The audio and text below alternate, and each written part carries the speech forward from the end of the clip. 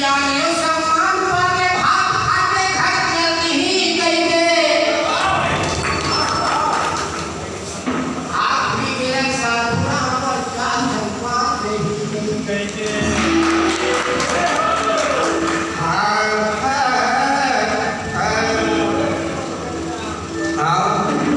भैया देवदास के सुदामा देवदास के गुण तिलक मैं खिले नाती